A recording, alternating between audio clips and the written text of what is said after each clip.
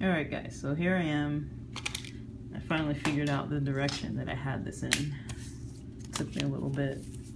So, if you look at this attachment piece here, here is this part. I just opened it all the way so it's kind of perpendicular here. And then you just put this little stopper inside here. Actually, you can do that after you actually attach it to the helmet. But if you look at it this direction, you'd want to sit your camera on top of this so that it's kind of at a right angle there. The camera, you just screw this attachment into the base of the camera where it has that screw hole to put either a tripod or any other kind of adapting piece. You see they all kind of have this. This is for maybe if you want to use it for a handlebar or something like that. So what you would do is just take your helmet. If you had remember this is the front of the helmet, so if you want, you could take your helmet, you would slip this, put this down.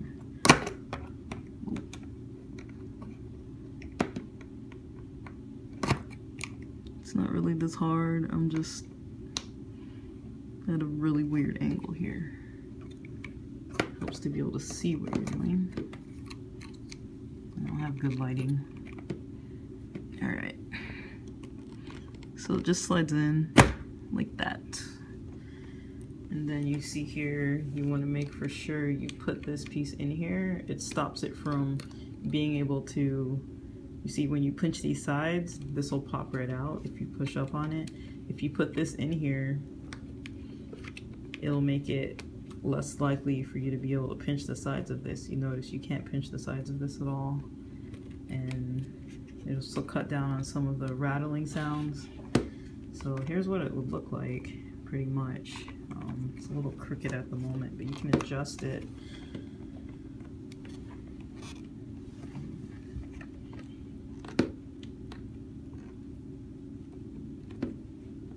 So it's a little straighter.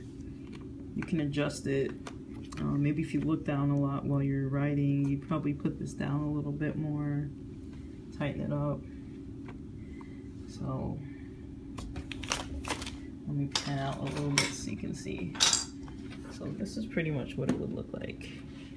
Here's the front. Here's from the side actually. You can see the camera on the left front. This is what it looks like from the back. You can't really see it. From the front again. From the other side. I mean, if you look at this, it would normally be like this. This is a snowboarding helmet. So that's pretty much how it is. I mean, it's a little bit heavier. There's a little bit of weight on it, but you can see here that this attachment makes it so that it's not actually touching the helmet. Your camera's not actually touching the helmet. It's just touching this plastic piece where it's attached to this other adhesive to the front of the helmet. So it's not like your camera is like resting on the front of your helmet. So it's kind of pulled forward a little more. It causes the helmet to kind of go forward a little bit. So you have to kind of push the helmet back and tighten it around your chin a little tighter on the back. That's all. Yeah, here's the back. If you know, usually you can put your goggles here. That's another thing. If you like to wear your goggles up on the front, like tied kind of around the side of your helmet up on the front here, it's going to be hard to do that if you have a camera on the front too. So you either have to keep your goggles on the whole time, or you can bring them down like around your neck, something like that. So yeah, that's pretty much all I have to say. I'm gonna start uploading these videos because I actually have to go to sleep soon. But yeah, hopefully these videos might have answered some of your questions. I hope I wasn't rambling too much, but you guys know how I like to ramble. you'll see some of the footage I've posted from using this camera. You can see indoors and outdoors. I honestly think outdoors is not bad. The only complaint I really have is the sound. When you're using this case, you don't really have sound, and you don't really have access to all the functionality of it, you know, with the touchscreen and other settings, like say you want it to zoom in or something. You can't really do that with this case over it.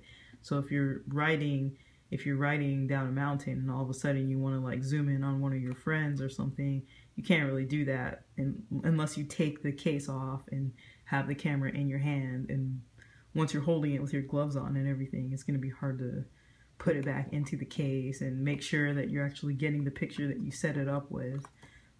Because you can't really see through this while you're writing. Remember, your head is down here, your eyes are up around this part, so you can't really see what you're recording. Again, I don't know if this has some kind of a watch that you can use or something so you can actually see what the camera is actually seeing. That's one downfall of putting a camera on your helmet or on your arm or on your bike handles or any of these other things. You're not actually always looking through it with your own eyes, so you kind of have to guesstimate when you're adjusting it.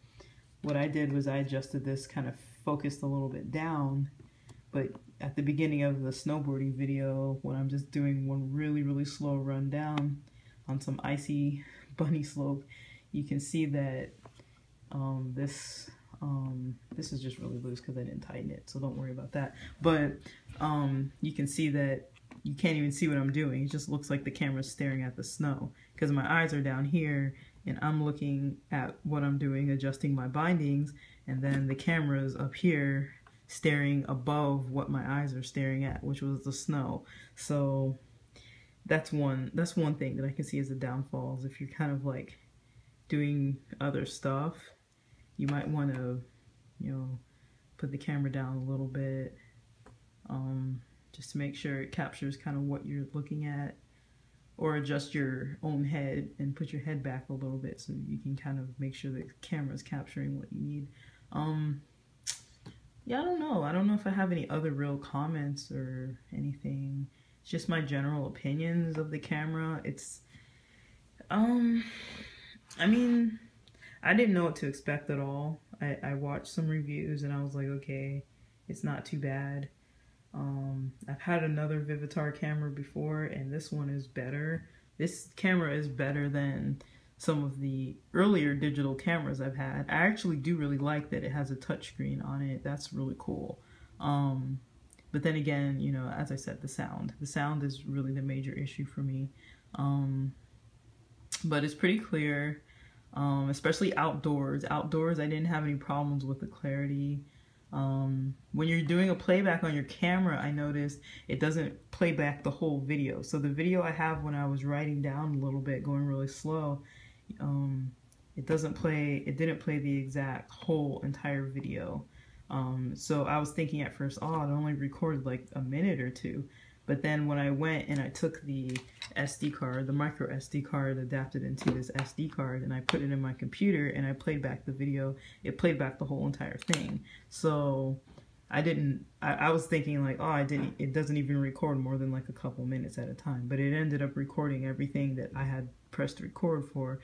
I remember with the light, there were some little weird, what do you call them? Like, I don't know what you call them, artifacts or whatnot. Some weird lighting artifacts on the sides, a little bit, not too much, but just a little bit. But yeah, I mean, it's not as clear as the iPhone 6 camera. It's not as clear as the video you're going to see through this, but you'll look at the videos and you'll see how clear it is for yourself, hopefully. Again, indoors it sucked. Outdoors it wasn't as bad. Just if I would have had sound, I would like to test the sound and see how the sound actually came out. I might use this to try and see if I can record some music videos or something. I don't know. I'll see. Maybe this weekend, if my friends don't come out, maybe I'll, you know, use it to see if I can get some guitar audio or something. Maybe I'll try something to check out the audio with something that I know how it's supposed to sound. Other than that, I mean, if you guys have questions, feel free to ask them. I mean, I haven't used this much, but you know, I was gonna take it back at first, but then when I played around with it more and I realized that the videos didn't come out so bad once I saw them on my computer. I'm looking forward to seeing the YouTube uploads. I'm uploading now, so I haven't seen any of them. So once I look at those uploads, I'm gonna see if it's really worth keeping. I'll tell how the quality is by watching the YouTube videos. Yeah. So yeah, that's all I really have to say. I hope you enjoyed. Sorry, you know how I am. I don't really put myself in these videos, but as you can see, I got some better lighting in a different apartment here on campus, and I have a nice long counter here that I can use to, you know, so I'm not using that little tiny desk at the moment. So this is nicer. I have more space to record and lay stuff out. As you can see, I'm kind of trying to take advantage of all the room. So I hope you enjoyed. Please watch all the videos. I have multiple videos using this camera, a couple pictures. I'm still gonna be putting up footage just to see, like, in a lot of different areas how I can use this if I'm not going outdoors. So, all right. Well, thanks for watching. Bye.